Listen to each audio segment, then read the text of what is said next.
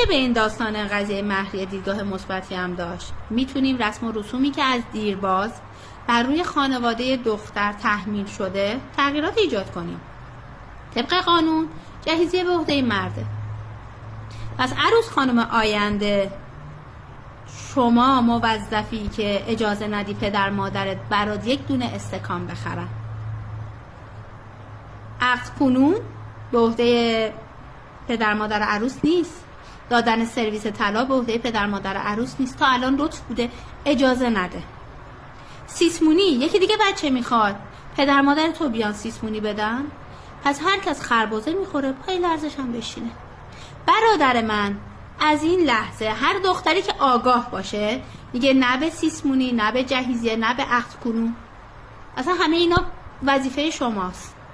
همون پول خانم بگیر تو خونه بابات نگه دار، نوش جونت.